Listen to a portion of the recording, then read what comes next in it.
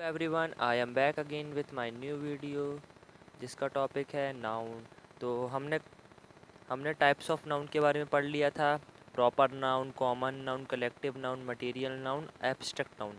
इनके बारे में मैंने आपको शॉर्ट में डिटेल भी दे दिया था। तो जिन्होंने ये वीडियो नहीं देखा है उसका उसका लिंक मैं डिस्क्रिप्शन में डाल दूँगा, तो आप देख लीजिएगा। तो चलिए, आज हम प्रॉपर नाउन, कॉमन नाउन, ये सब के बारे में अच्छे से डिटेल में पढ़ेंगे और इनका एग्जाम्पल भी लेंगे एक एक। और आज मैं आपको उनकी डेफिनेशन भी लिख बताऊंगा, तो आप इसका स्क्रीनशॉट ले लीजिएगा।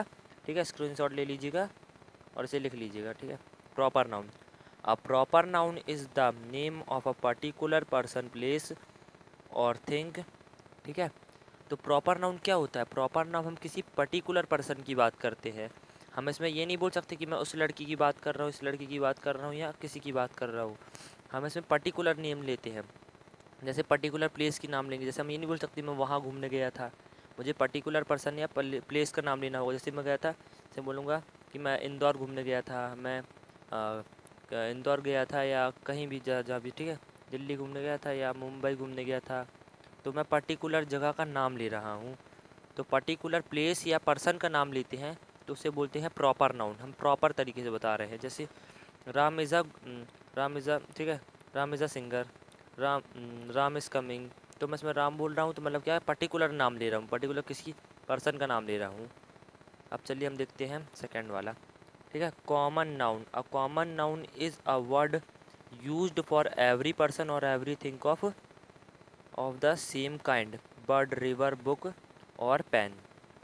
तो सुनिए, तो अब हम बता कॉमन नाउन क्या होता है। कॉमन नाउन मतलब होता है जातिवाचक संज्ञा। इसमें हम किसी चीज़ की जाति बताते हैं कि वह इंसान है, वो बॉय है, वो लड़का है, ये रिवर है, ये वो बर्ड है, वो बुक है, ये पेन है। तो हम ऐसे बताते हैं, बट इसमें हम डिफ़ाइन नहीं करते हैं कि हम किस पेन की बात कर रहे हैं, किस रिवर की बात कर रहे हैं, या किस बॉय की बात कर रहे हैं, किस बुक की बात कर रहे हैं। सिर्फ इसमें हम बुक बोलेंगे, पेन बोलेंगे, बर्ड बोलेंगे, रिवर बोलेंगे। तो जिस चीज़ को हम इस्तेमाल हर किसी के लिए कर सकते हैं, जैसे बॉय, अब कितने सारे बॉय हो गए, कोई भी बॉय हो सकता है, बॉय सबके लिए इस्तेमाल कर सकते हैं। मतलब जितने लड़के उनके लिए इस्तेमाल कर सकते हैं बॉय का, है ना। गर्ल, जितनी लड़के उनके लिए गर्ल का इस्तेमाल कर सकते हैं। तो इसलिए इसमें ना एवरी पर्सन के लिए और थिंग के लिए। ठीक है, इसमें हम डिफ़ाइन नहीं करते हैं कि हम किसी पर्टिकुलर चीज़ के बारे में बात कर रहे हैं। ठीक है ना। अब हम बात करते हैं कलेक्टिव नाउन। कलेक्टिव नाउन तो बहुत ईजी है। A collective noun is the name of a group of person, ठीक है, ऑब्जेक्ट और thing of the same kind taken as whole. तो ठीक है, तो कलेक्टिव नाउन वो होता है कि हम किसी झुंड की बात कर रहे हैं कि कोई चीज़ झुंड में है, ठीक है, क्राउड में है। तो हम उसे बोलेंगे, क्या बोलेंगे, जैसे हम बोल सकते हैं अ बंच ऑफ ग्रेप्स, अंगूर का गुच्छा।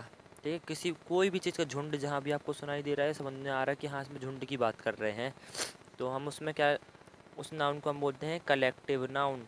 कहीं भी अगर हमें ये पता चल रहा है कि इसमें झुंड की बात हो रही है तो वो है कलेक्टिव नाउन। अब इसके नीचे वाला देखते हैं material noun. A material noun is a word which denotes ठीक है, मैटर और substance of which things are made. अब इसमें क्या होता है कि हम किसी मैटर या सब्सटेंस के बारे में बात करते हैं। मैटर यानी कोई भी पदार्थ या लोहे की बात कर रहे हैं, जैसे हम बोल देंगे कोई भी चीज़, या फिर आप इसका एग्जांपल समझ सकते हैं कि जिसमें जान नहीं होती है। ठीक है, जान नहीं होती, हम उन प्रोडक्ट की बात कर रहे हैं। जैसे मैं बोल सकता हूँ मैटर, जिसमें बोलते हैं मटेरियल, किसी भी चीज़ को। मटेरियल का हम सबसे अच्छा एग्जांपल ले सकते हैं कि मान लीजिए milk.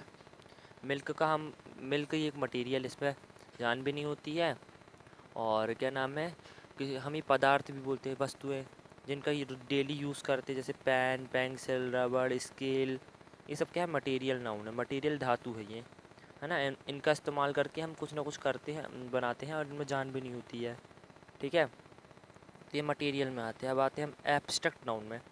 Abstract noun is the name of quality, stage of waxen thing. ठीक है, तो एब्स्ट्रैक्ट नाउन क्या होता है, भाववाचक संज्ञा।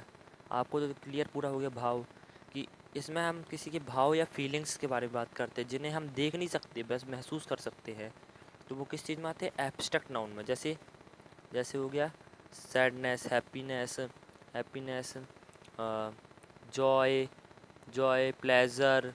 तो ये सब चीज़ों को हम क्या है, देख नहीं सकते, बट हम महसूस तो कर सकते हैं। तो वो एब्स्ट्रैक्ट नाउन में आती है। भाव है हमारे, भाव है ना, एक्सप्रेशन से भाव सब बोल समझ लीजिए। तो धातुवाचक और समूहवाचक, व्यक्तिवाचक, जातिवाचक है हमारा, ये पूरा क्लियर हो गया। अब इसके अलावा भी दो और होते हैं, काउंटेबल नाउन और अनकाउंटेबल नाउन। काउंटेबल नाउन वो होते हैं जिन्हें हम गिनती कर सकते हैं, जिनका हम गिनती कर सकते हैं। जैसे मैन, हम मैन की गिनती तो कर सकते हैं, बहुत सारे लोग खड़े तो अपनी गिनती कर सकते हैं। डॉग की गिनती भी कर सकते हैं, बॉय की भी,